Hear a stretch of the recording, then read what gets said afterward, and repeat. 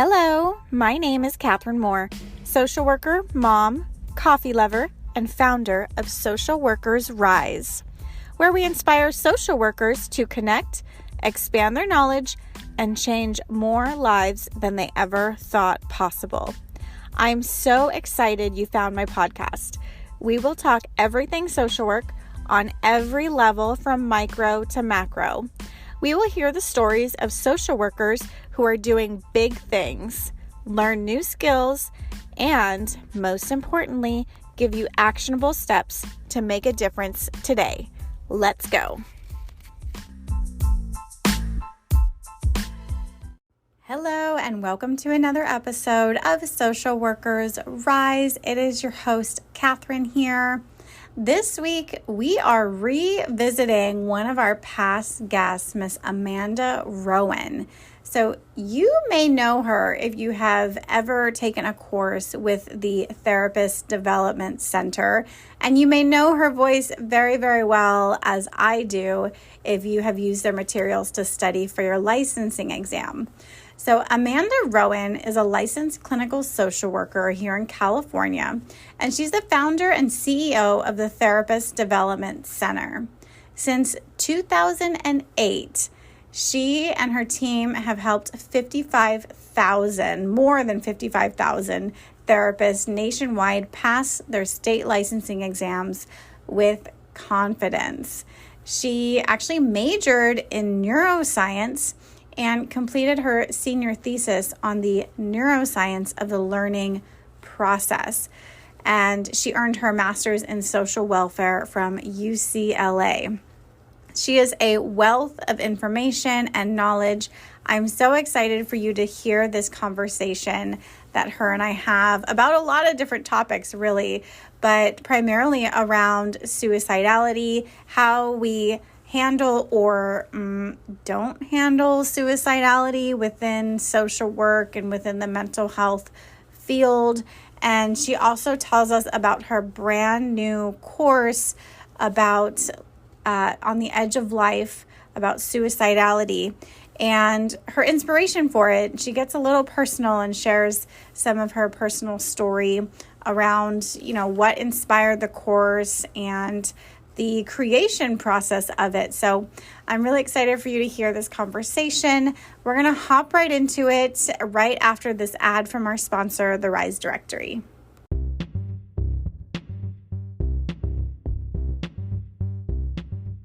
This episode is proudly brought to you by the Rise Directory, a national directory of clinical supervisors who are dedicated to helping the next generation of clinical social workers grow in their clinical skills.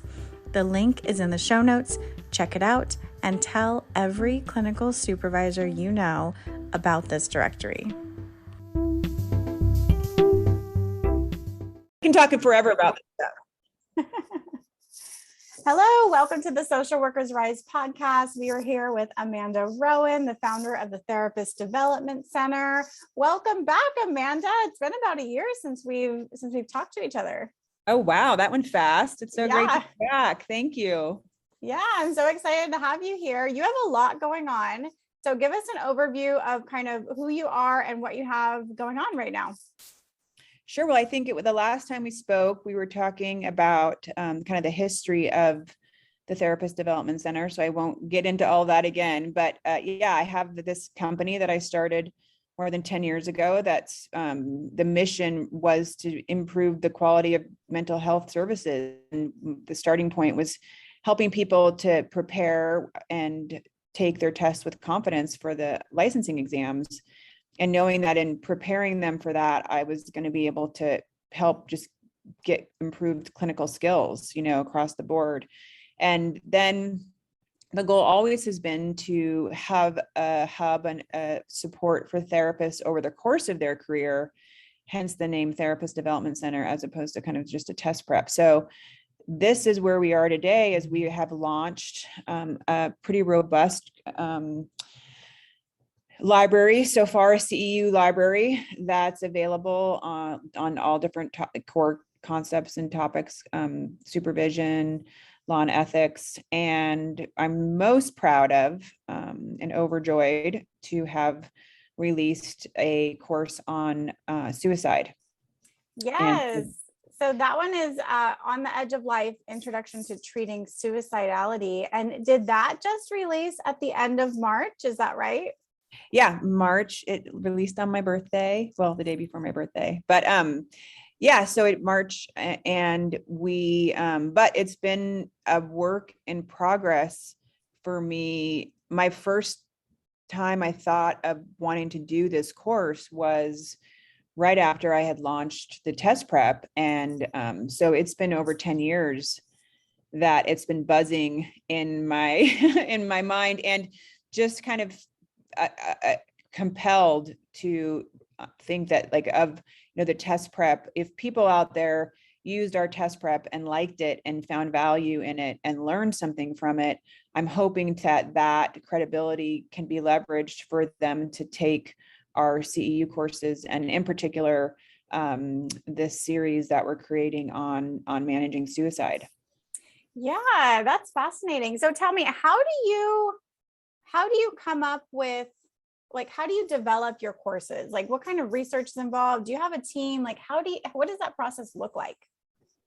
Yeah, I mean, we have I have a team of therapists, and a lot of these courses that we're creating have been in progress, or I've been working through them in my mind for the last few years. I took some time off to make more focus on my children, but in that time, I don't watch TV ever. Like, I'm not a TV watcher. So I spend a ton of time reading and studying topics and researching ideas and getting clarity on different areas of clinical practice. And I also personally did 12 years of therapy training, intensive postgraduate training in Gestalt therapy, and was certified as a Gestalt therapist, which is an intensive process. And through that process, there's a ton of reading on different topics and themes.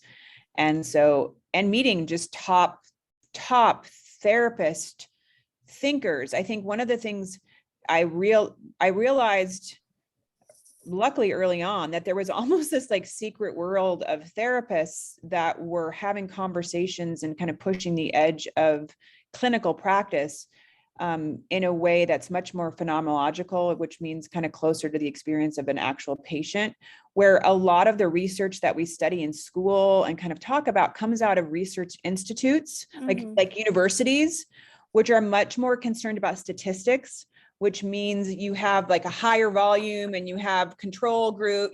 There's this rigidity to that strips away, I think, the heart and soul of clinical practice. But in this Gestalt world that I trained in, these top thinkers like Lynn Jacobs and Gary Yontif and Guy-Pierre Tour and Yaki Martinez, like people that are actively publishing papers in psychoanalytic and Gestalt journals, and having ongoing conversations about the nature of treating suffering in a really meaningful, intelligent, deep way, grounded in philosophy. And to me, that world is what pulled me into being a therapist. I started studying Gestalt therapy before I even thought I wanted to be a therapist, just because I thought it was so interesting and cool.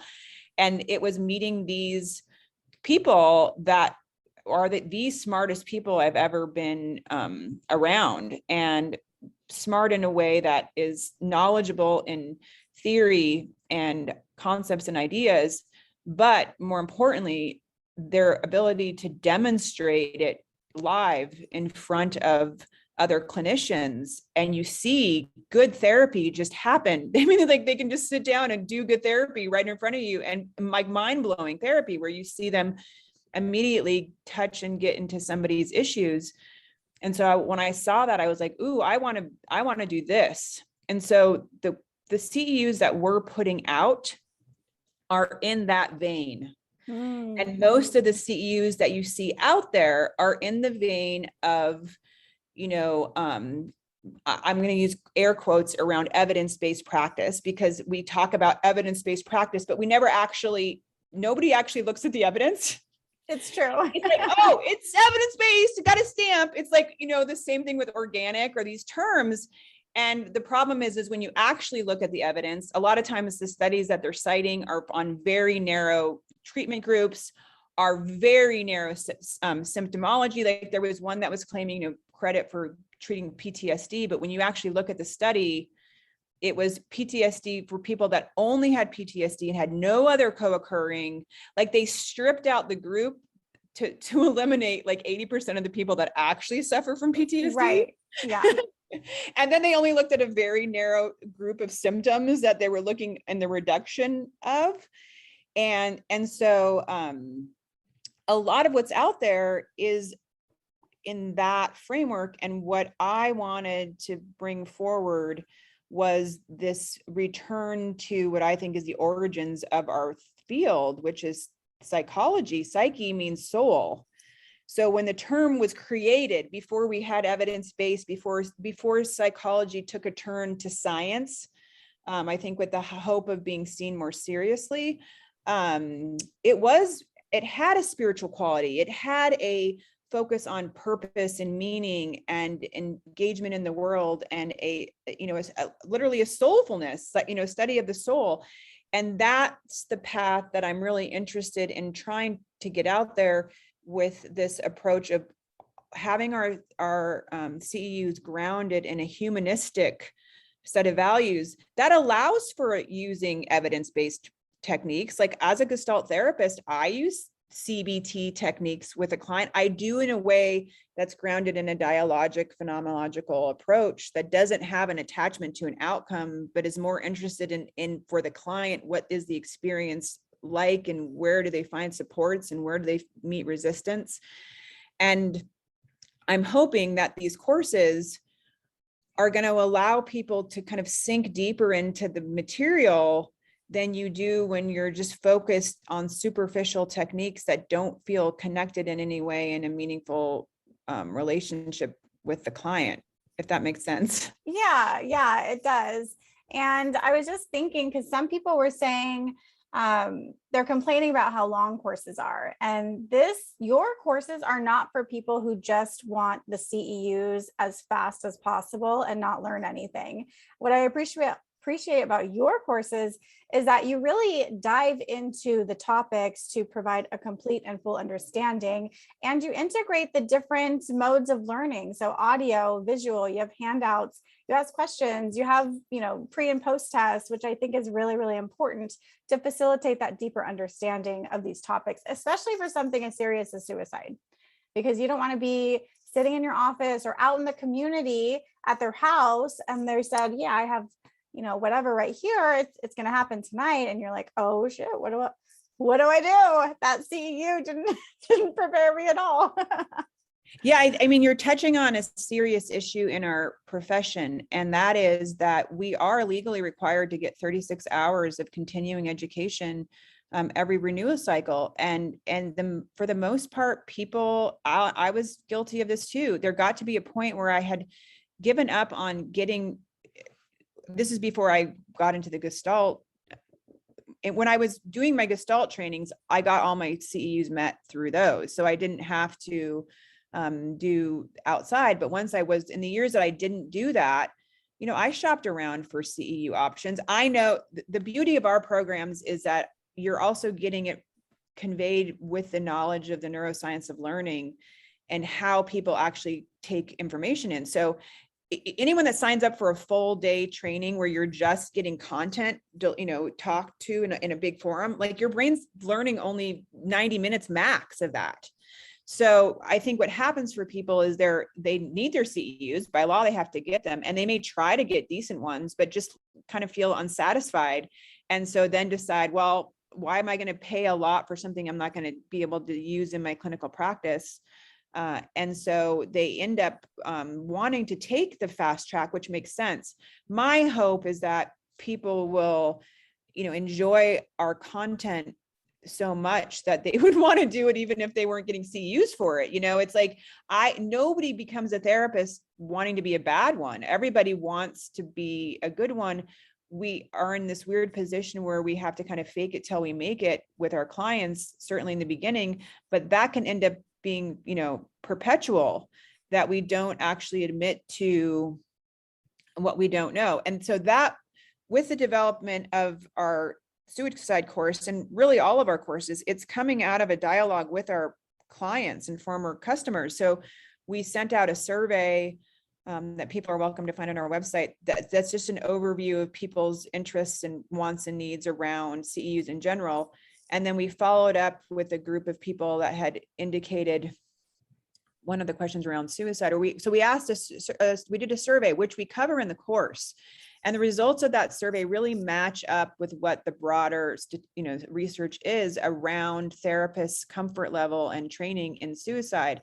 And I don't have the exact numbers in front of me, but one of the things that was interesting, and I knew this to be true already, was there's a lot of people who just haven't had any training. Now the law is required in certain states, including California, that they have to get a minimum of 6, which is still ridiculous.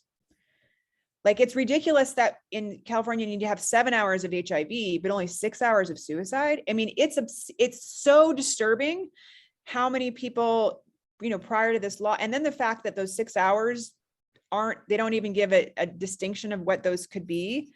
And what you end up happening is these other courses, which we've surveyed, where so much of the course is like going over statistics about the different populations, which, like you said, if you're on with a client and they call you and they're suicidal, does it help you to know that this population has a higher % of a rate, or they're not in that? Like, the last place you should be going when you're sitting with somebody who's thinking of killing themselves is the statistics. So it's like, why is this included in the course? But it is because it becomes kind of a filler. And I feel like with this course, my hope is that people are and should be scared of the liability that they hold in treating somebody who's suicidal. We have no idea when a client comes through the door if they have suicidality. Statistically speaking, a high number of them do or will. And so how prepared are you to actually meet the standard of care to treat that client? And if that doesn't scare you, something's wrong, because it's a serious undertaking. And hey, it's Catherine here. I hope you're enjoying this episode. We're going to take a quick break to listen to this ad from our sponsor. Do you want to make your own podcast? Spotify has a platform that lets you make one super easily, then distribute it everywhere and even earn money all in one place for free. It's called Spotify for Podcasters. And this is the platform that I use because it makes it so simple to record and distribute your podcast all in one place using your cell phone. What you need to do is download the Spotify for Podcasters app or go to www.spotify.com/podcasters to get started.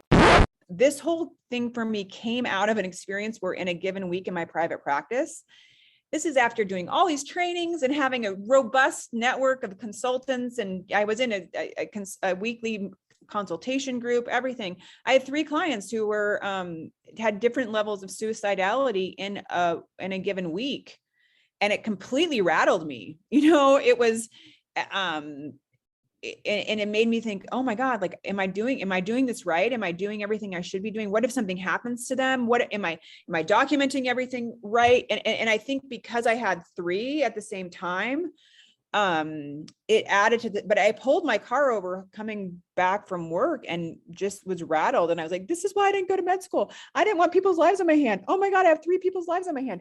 And I think there's a balance between recognizing how much responsibility we actually do have to take on emotionally for someone, but professionally making sure that we understand how to assess and manage suicide to meet the standard of care. And the statistics show there's a huge group of therapists that aren't trained in it. And then what's interesting is there's also this weird subset that are trained in assessment but not trained in management, and that just cracks me up. And that's my issue with the Sean Christopher Shea model. I really like a lot of the things in his book, but the problem is it's just on assessment. And I'm like, but wait. So I met him and I had lunch with him and I was like, so what about management? He goes, oh, no, I just focus on assessment. And I'm like, what? Like, that's not helpful. It's like, oh yeah, I can identify a heart attack. I can't do anything about it, even though I'm supposed to be the one trained to. So to me, the fact that he would leave out the management piece speaks to the issue of like treating suicide in this way that's very mechanical and almost like takes it, it's like a cancerous growth in the patient that we just have to cut out, as opposed to my view of it and my readings and research around, the experience. And, I share openly in my training that if this is something I've personally struggled with multiple times in my life.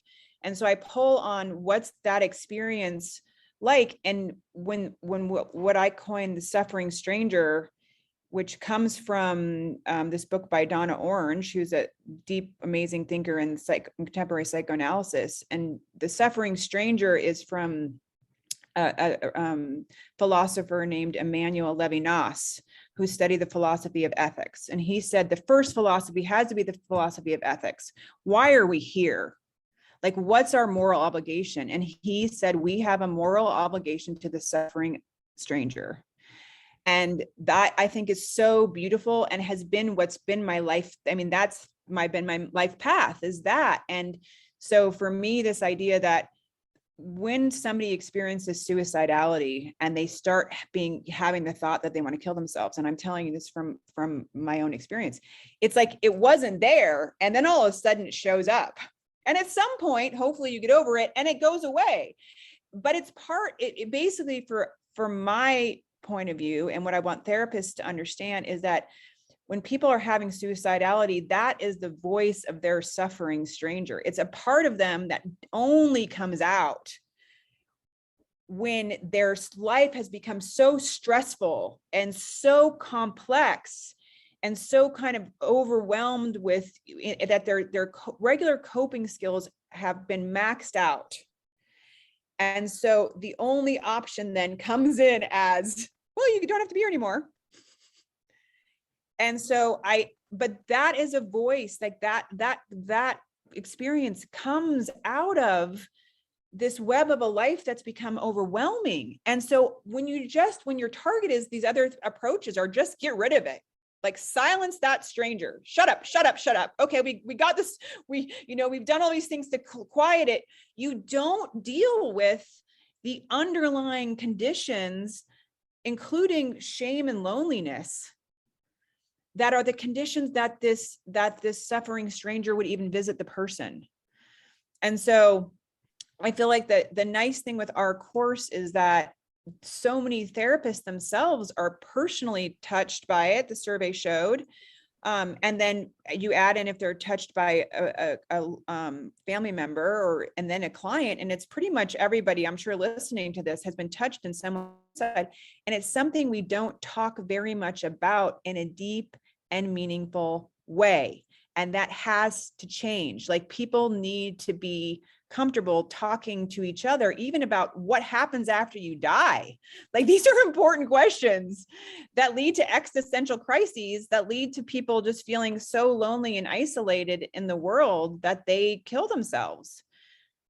Yeah. And I think you touched on a really important topic where we're trained on how to assess, right? Even in grad school. So we have a lot of new social workers listening right now, and we're trained on how to assess. So we're able to say, oh, yep, you're definitely suicidal, but that's it. And I mean, hopefully we could call in someone for help, but a lot of times. Well, it's so funny so that reminds me, I was a group supervisor at an agency I volunteered at to train interns. And one of the trainees in the group called me about a client who had suicidality. And she had already called her. So she had an individual supervisor who was her point person. So she called me and she's like, can I ask you a question about this client with suicidality? And I was like, sure. And I said, but did you talk to your supervisor? And she's like, oh yeah, I did. But I wanted to talk to you too, which to me was a sign that she didn't feel comfortable with the answer that she'd gotten. But I didn't say anything at the time. So I was like, sure. So she's like, well, he's suicidal. And I was like, okay, well, how is it showing up for him? Oh, well, he wants to, he's had thoughts of killing himself. And I'm like, okay, can you and it was like, there's this checklist, checklist that all the models use that are evidence-based, that you're supposed to go through a checklist.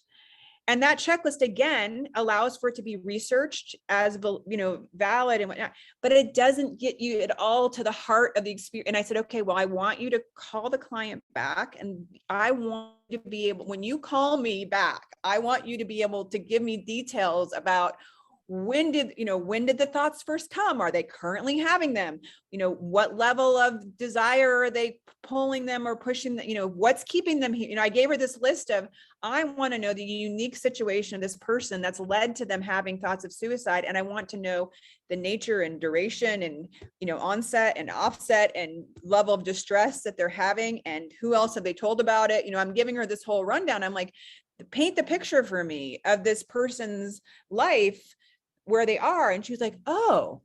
And the thing is that that's the assessment that needs to happen. But that assessment is also treatment, because what the person is coming in for when they're coming in for therapy is they're having these really distressing experiences, and they don't know how to make sense of it, and they don't know how to cope.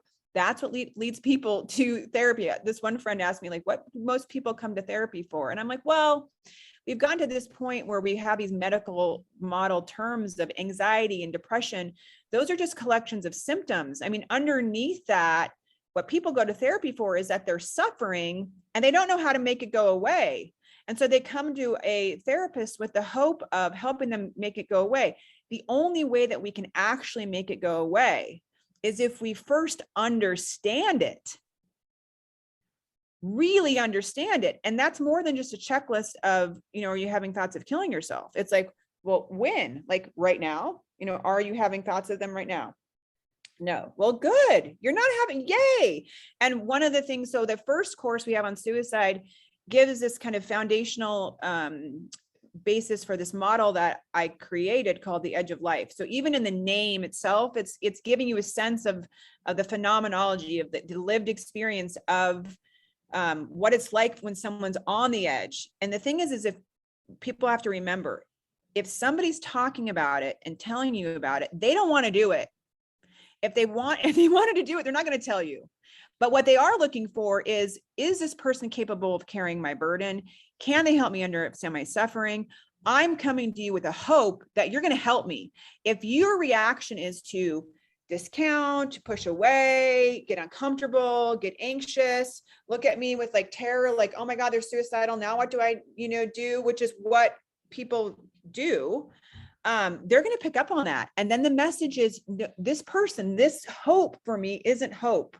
And they go the opposite direction. So that's why it's so critical, I feel like, for us to first just acknowledge we have a problem in our field, that people aren't comfortable actively treating this. And they're taking CEU trainings that are not going to actually help them in the room and manage it. And then looking to say, so our model goes over that, it gives this new way of assessing risk called the Courage to Live Continuum, which we took the Columbia assessment tool on risk and basically put it from a phenomenological experience. So how would the client actually experience it? What does it feel like when you're in that stage? How are you going to talk about that experience? And it helps the therapist to be able to navigate. I mean, one of the things that I found so interesting is this is similar with the test prep. There's all these test prep companies out there, started to be people who haven't even taken the exams. And they're putting this stuff out there. Now, when you're a consumer, you don't know that. Like, you don't know that this person doesn't know what they're talking about. Like, if I'm buying a guidebook to go to Paris and I've never been to Paris, I could buy a guidebook and I could read the whole thing. It could be completely wrong. And I could have no idea because I've never been there myself until I get there. And I'm like, oh God, I read about Paris, Illinois and not Paris, France. It's two different cities. I mean, you don't want that to happen on your test prep, and you don't want that to happen when you're in a room with someone who's suicidal. I think one of the gifts of my program is this integration in looking at what's out there. It's considered the best practices, like CAMS is considered one of the best practices, and then saying, well, what is it missing and why wouldn't I use this in clinical practice? And the problem with the collaborative assessment and management of suicide approach is it similarly came out of a research idea, and it like uses a lot of handouts that the client kind of rates, of these areas of your life, rate them on a scale of 1 to 5, being the most stressful, the least stressful. The problem with that is that if you and I are engaged in a therapy relationship for 8 months, 10 months, a year, 2 years, and you know me really well, and I come in and things have happened in my life and I'm feeling suicidal, if you are now using your CAMS model to be following the model that's evidence-based, with your claim, if you're claiming to have done that, or what the industry wants us to kind of have, you would stop what you're doing in your session and we would shift over to using worksheets. It's so impersonal. It I mean, just that's the problem. That's what we're Yeah. not acknowledging, is that these CEU courses that are put out there, the stuff that they're actually having you do, most people aren't, they're just pragmatically not going to do it because it doesn't fit. It's impersonal. Like all of these, you nailed it. All of these other approaches are impersonal by nature because they came out of a model that their goal was to be evidence-based as opposed to being practical and sensible in a clinical situation. And what's interesting is, I don't know if those people that have, done the models have themselves personally experienced suicidality. None of them say they have. I have, it's like, and that's been one of the tools for me. And from the point that I first had the idea of wanting to do this, which was 10 years ago, but knew I was raising my kids and needed to really, cultivate this course. I knew that it was going to be big and important for me. But in that 10 years, I went through two of my darkest periods that I'd gone through at all, which was first when I moved to Santa Barbara and the tests were changing and I had to redo everything for TDC, and it was completely overwhelming. And I had young children and was in a new place. I mean, it was a perfect storm for all these life stressors that as a therapist I should be aware of, but I wasn't really. And I was borderline hospitalized at that point. And then after my dad died 5 years ago, I went through my darkest days. So from the point, I've decided that God just wanted me to get some more research. So like on top of all the reading, he's like, okay, we're going to have you go through it twice more too. So you really get a feel for what it's like in like those dark corners of hell where you don't want to be here anymore. And so I think that's the piece that goes hand in hand with the course is, the power of the course is that it's, it's based, we are looking at all the best practices in the same way that we looked at all the different test prep courses out there and said, hey, is somebody else doing a great job on this? Because if they are, awesome.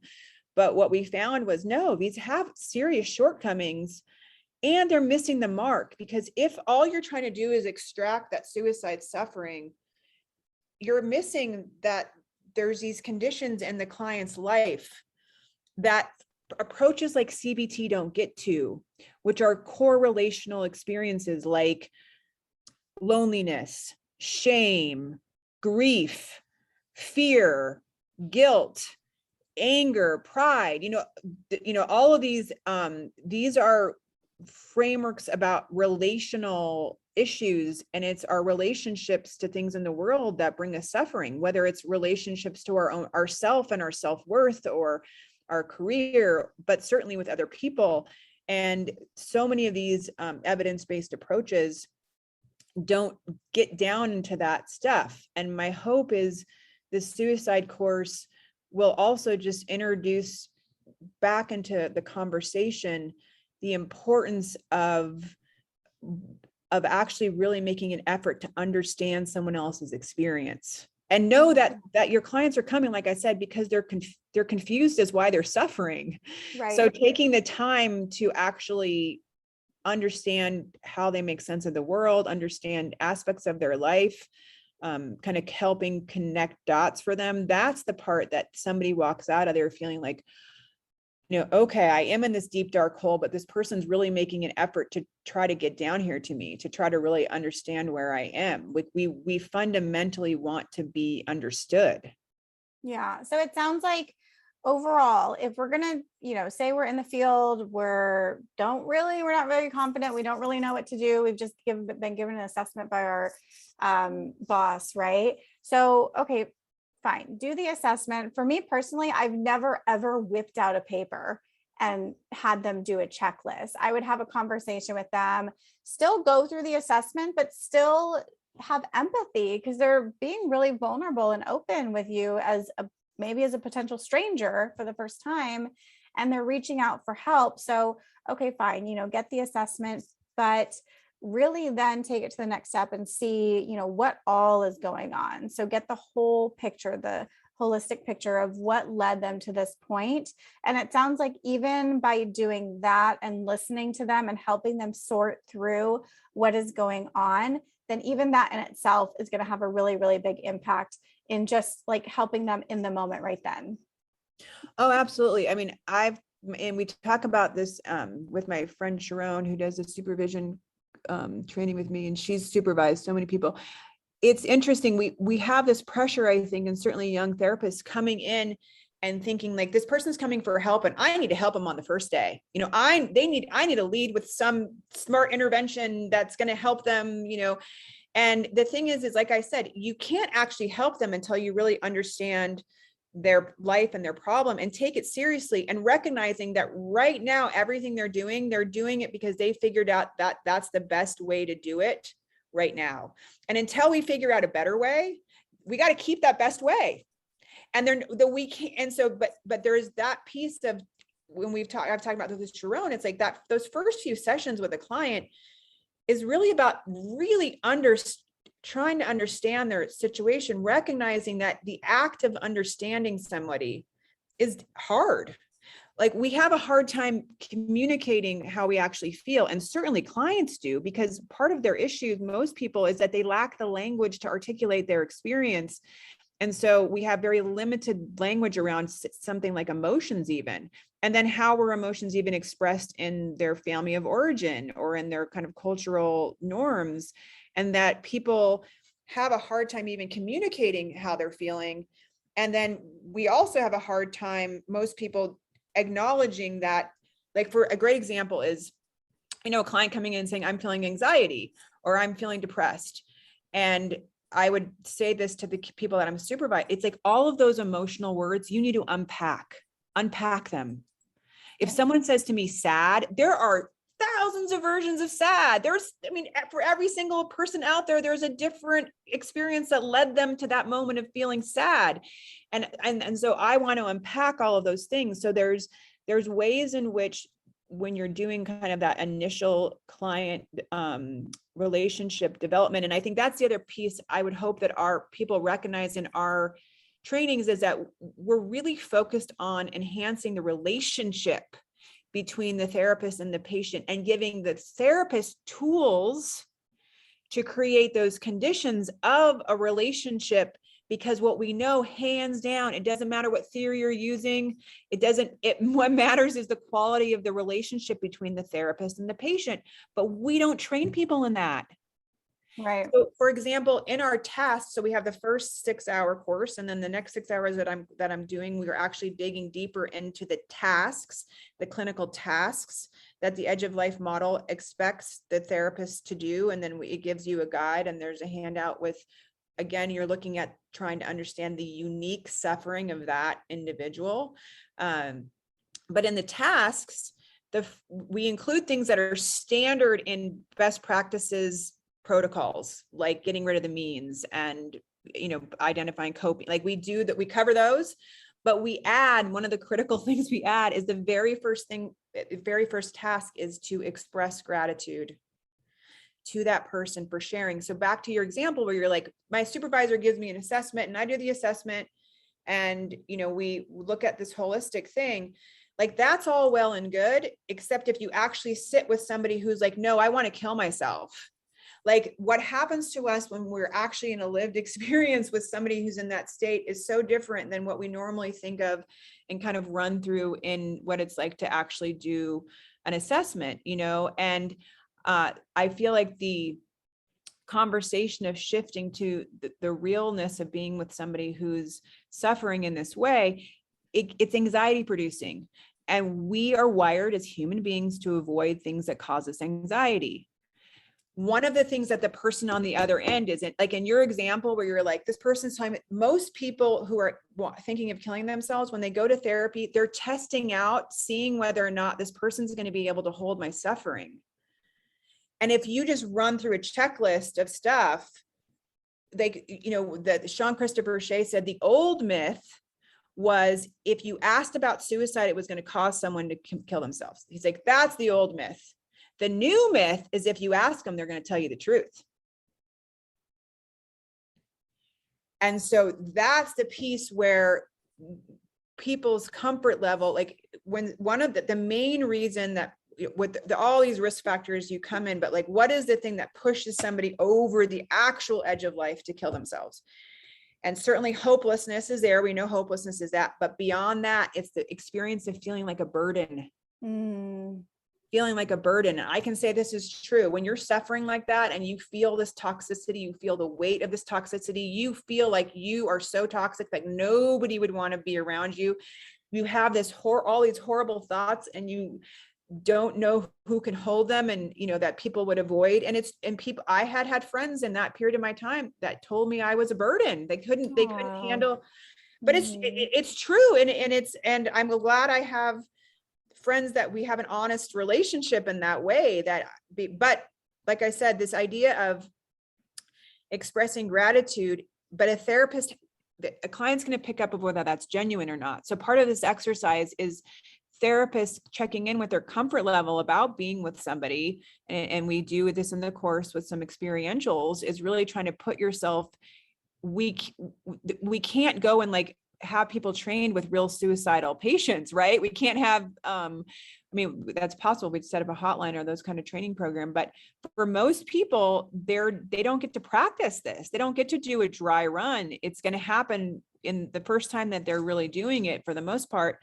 That's why we have to do these experientials to really kind of tap into how comfortable are you, and that what the client needs is when you express gratitude and say, thank you so much for sharing that with me. I'm so glad that you're here. I'm so glad that you found me. I'm so glad you're reaching for help.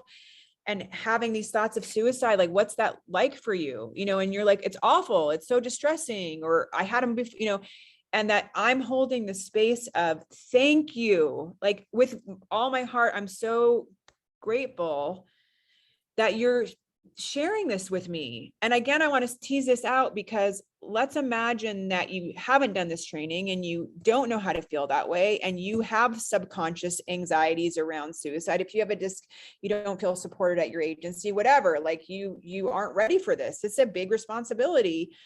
And you do any kind of signaling to the patient, you could be sending a message to them that they're a burden, even to a mental health provider. All their family and friends have said, go to therapy, go to therapy, go to therapy. And then they come to therapy, and this therapist clearly is just going through a checklist, right? Not wanting to go to the edge with me at all. Right. Yeah. So it makes sense now, from that perspective of why expressing gratitude is so important, because it takes that burden off of them, at least for that moment. You're telling them that it's actually, you're giving them positive reinforcement for a behavior that we want, which is we want them talking about it. Mm-hmm. If someone's talking about doing it, they don't want to do it. So we want to give positive reinforcement out of the gates. Thank you so much for sharing this with me. This is what I'm here for. Let's figure out, and I always, we, in the opening assessment, you want to keep what's keeping them here. Something stopped them from doing it. Yeah. So we want to know that, because we want to pull on that. We also want to start with, like, are you experiencing it right now in the moment? Like when you're talking with me, because 99% of the time they're not going to be, which is important information for them to hear, that this thing kind of comes in and out. And we're also popping them up into an experience that we try to get to with mindfulness, which I think sometimes people don't, again, it's kind of been stripped of its, in the field of mental health, I feel like meditation has been stripped from its Buddhist origins of cultivating compassion and these kind of things for self and others. But one of the things with having somebody in the moment just ask, like, well, are you having thoughts of killing yourself right now? They have to, move up to a higher self position to observe themselves in a moment, and then kind of check and say, like, no, I'm not having them now. And that's the beginning of helping them to have an awareness of an experience of themselves, like where they have a separate view of, this is kind of what my mind is doing when it's bringing all these thoughts in, and I can start to be an observer of, this suffering stranger comes to visit me. I mean, for me, my suffering stranger came like clockwork every morning at 5 a.m. As soon as I woke up, there it was. And like over the course of the day, it would kind of naturally leave. but there were things I could do that would help it go faster. And so that was all these kind of things that I figured out. And that's I think the other gift is my training in Gestalt therapy just helped me so much with this. The goal of Gestalt therapy is to increase awareness. So it's basically helping people to become more aware of their experience as it's unfolding, which allows for more choices. You know, we're so much the way we just naturally kind of on autopilot with how we see things and how we react to things, and Gestalt slows that all down. And it's like, wait, how are you seeing things? And are there other ways to see it? Yes. The answer is yes. The answer is always, there are multiple ways to see every situation, infinite ways. There's no objective truth. It's all subjectivity. And we then have control and choice over how we perceive things, and then how we choose to respond to them. And then what are the consequences of the response? And all that stuff can be slowed down. And that's particularly important with suffering, because a lot of the things that we can do in our lives, we do so automatically. And when we start to recognize, even in the recognition of a choice, we become empowered. And then we can start to experiment with new ways of being without an attachment to a particular outcome. But just that in itself is the beginning of self-agency, and a felt sense of self-agency. Right, right. I could hang out with you all day, Amanda. So thank you so much for sharing all of this. So the course is called On the Edge of Life, Introduction to Treating Suicidality. And I actually have it here in front of me. You have so many great sections to the course. I mean, the statistics, the phenomenology of suicide. You talk about a USA Today article, the Courage to Live Continuum, the Edge of Life model. I mean, so much great information in here. Where can people, find you, get connected with you, find out information on the course? Yeah, if you go to our website, therapistdevelopmentcenter.com, and then look under continuing education, the course is there. Maybe we can throw a link in here also. One of the things I want to highlight, there's a little lecture on there. It has to do with the hermeneutics of generosity. And that one's really significant to me. And I think it's really applicable to young therapists coming out, certainly different generational differences and the kind of cultural life that we grow up in. Even if we grew up in the same country, like these different decades and stuff, right, have influences. And seeing one of the things that came up when we created the course was a conversation about using the term committed suicide versus committed suicide versus died by suicide, and getting into some of this language semantics and stuff. And there was this kind of momentary push of we should go in and edit out all the times I said committed suicide and switch it to died by suicide, because there's people who really feel strongly in that language. And I just put my foot down and said, no way. Because I think one of the things that terrifies me these days is what's happening in a broader culture with cancel culture, and with these rapid pressures to change like how we speak. And at the core, like this cancel culture is creating conditions whereby people are going to be less likely to be honest and communicate than before, even with each other. Because it's, and I get into it here, and the difference between the hermeneutics of suspicion and the hermeneutics of generosity. And hermeneutics is the study of how we interpret things, the interpretation of something. So phenomenology is out of the field of epistemology. Epistemology is how do we know knowledge? What is knowledge? And is there objective facts? And so phenomenology is a branch of no, everything's subjective. And so we can talk about our subjective experience. We can do things to try to get as close to a truth as possible but with an acknowledgement always that nobody can be the holder of absolute truth. Hermeneutics is actually like, no, we can have a lens when we approach something, and that lens is going to impact how I interpret something. And what's happened now in our culture is we are on this continuum of hermeneutics of generosity, where we assume goodwill of other people, and hermeneutics of suspicion, where we assume we're going to jump and be ready to point out anytime somebody has clearly offended somebody.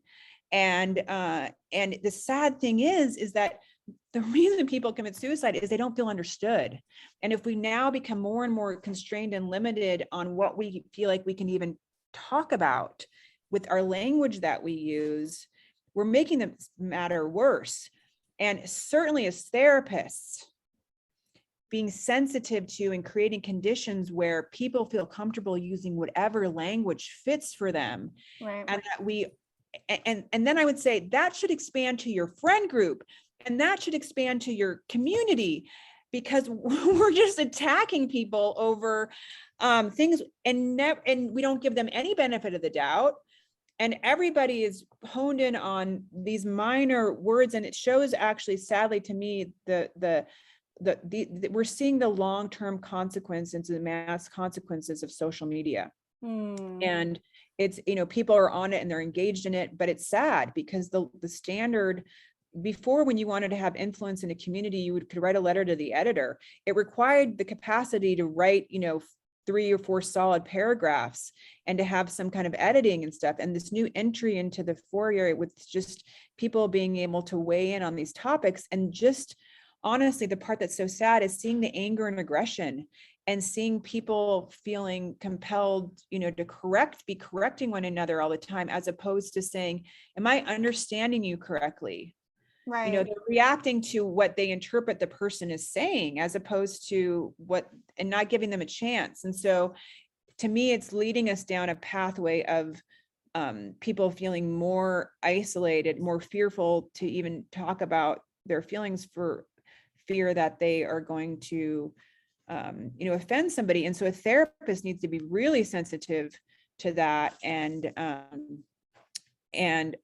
this, one of the things that came up around this is somebody sent us a test question that they had missed, where the question had to do with the client expressing racist comments, about a group in therapy. And one of the answers had to do with, educating the client on racism. And that was the wrong answer. And this person wrote back and was like, well, we have a responsibility to do that, and blah, blah, blah. And it's like, not in therapy, guys, not in therapy. I worked in inner city LA, going into projects, working with diverse, pretty much mainly non-white clients. A lot of them were racist. It was part of how they survived. There were gangs, and there were these things that and would express racist views. And I was like, no way was I going to hear as this white girl come in here and try to educate them on this. And the sad thing is I would hope that people, when they listen to that part of the lecture, realize the broader implications of how quick are you to jump on the dog pile of attacking someone for saying this, or like, is it off-putting for you if someone doesn't put their pronouns on their emails? Like, what sign is that for you if they do it? Or what sign is it that they do? I'm not going to put my pronouns on my email ever. Why? Because I never have. And I also feel like it's, when I do, like, I'm exposing some part of my sexual orientation. Like, there's just something that doesn't feel right to me. And that has nothing to do with me wanting to support people who consider themselves non-binary. But unfortunately, we're in this weird peer pressure culture of changing how we communicate and all this stuff. And that if we don't do it right, we're doing something wrong. And I said to my staff, the last thing I want people to take away from my course is that when you talk about suicide, you have to do it in a specific way. No, this is a topic we don't talk very much about, if at all. So we all are struggling with the language itself because we're using it for the first time. Yep. So let's have a hermeneutics of generosity where we're going to assume goodwill. And if there's a moment where we're flashed, where we're concerned, where we have some negative reaction, get curious about it, because that's mostly you. That reaction is entirely you.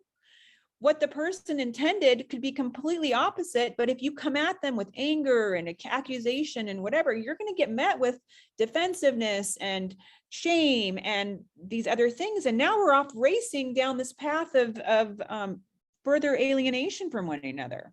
Yeah, that's my 2 cents on that topic. And you brought up so many great points, because even over the past 2 years, there's been so many evolutions on what we're supposed to say, what we're not supposed to say.